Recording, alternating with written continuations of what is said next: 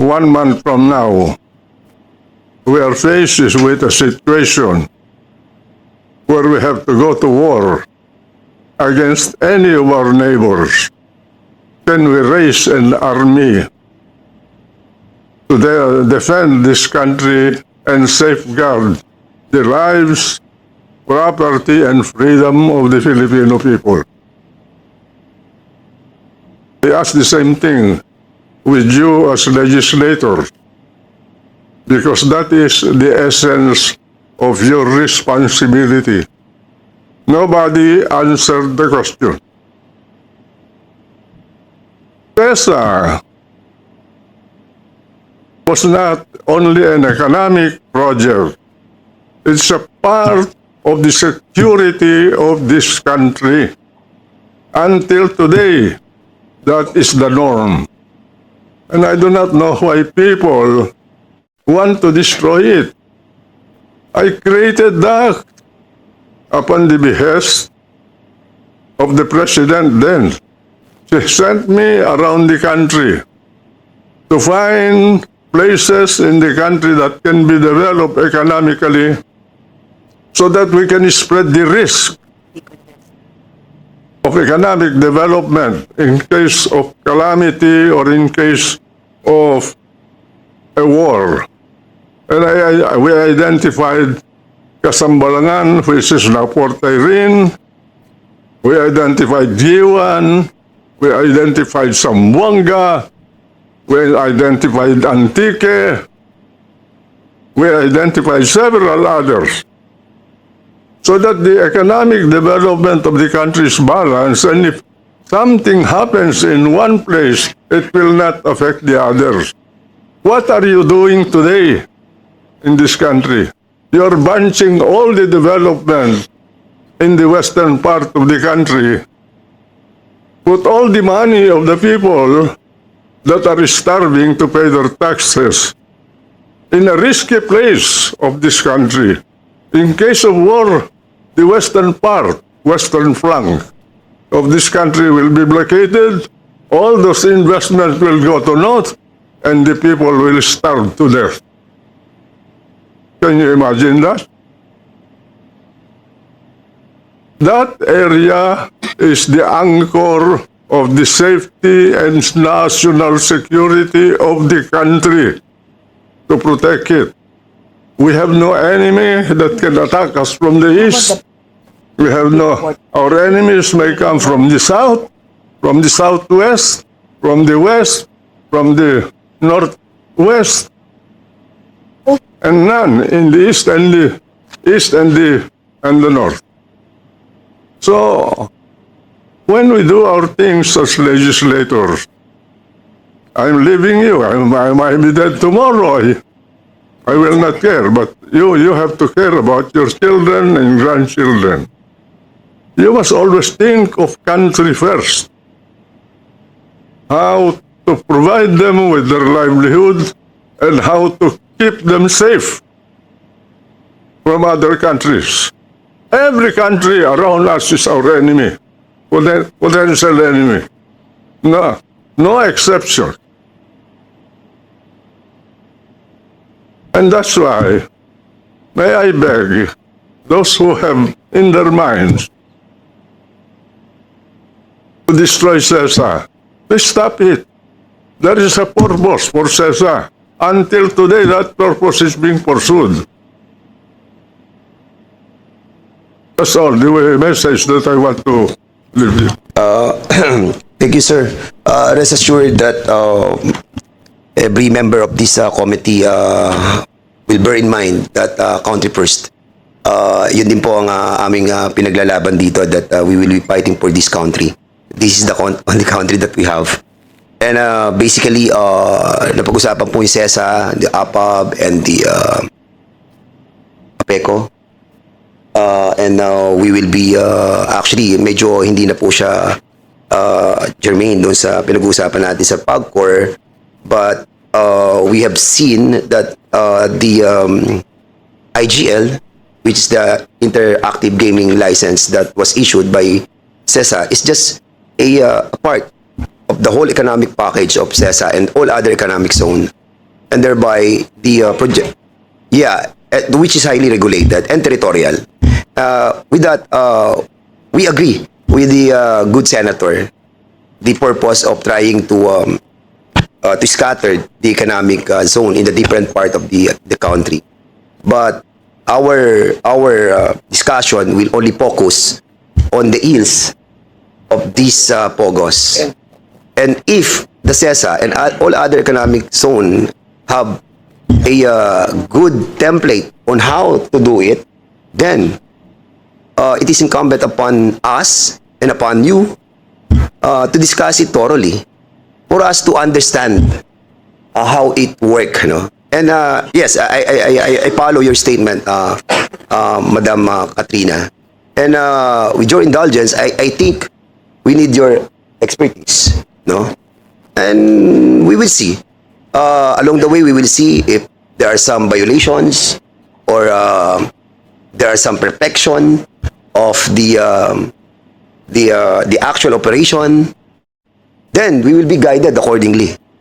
So, Madam Senator Juan Ponce Enrile, we know your vision, and we are very thankful. And with this, I think we'll be asking the members what is the sentiment of our members with regards to the presence of our good senator. Chairman. Yes, Deputy Speaker Albano, please. Thank you, Chairman Dan. First and foremost, magandang umaga. Mr. Senator, you are our idol in Region 2, coming from Isabela.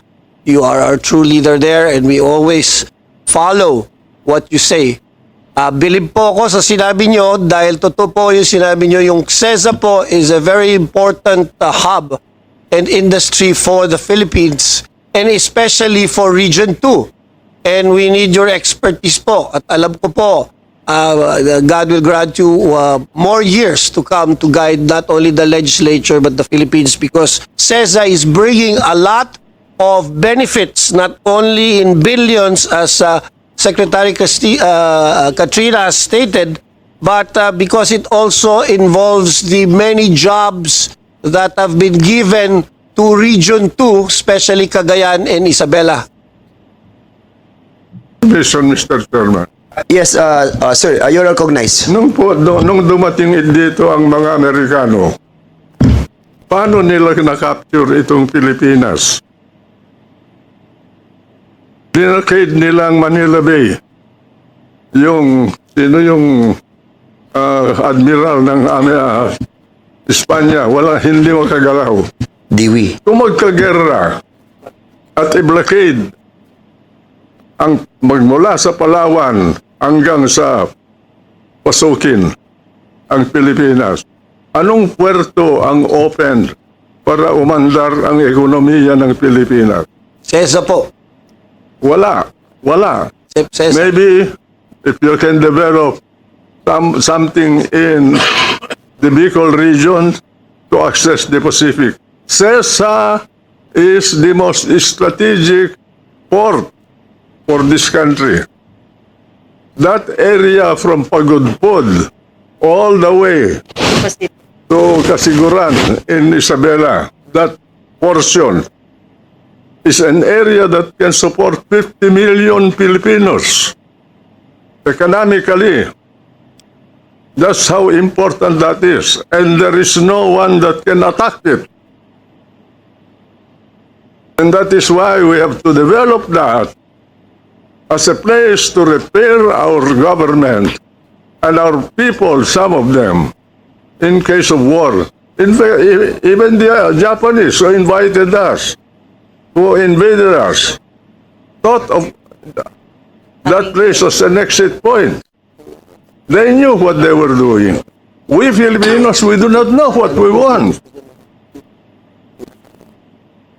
We do some things without any purpose.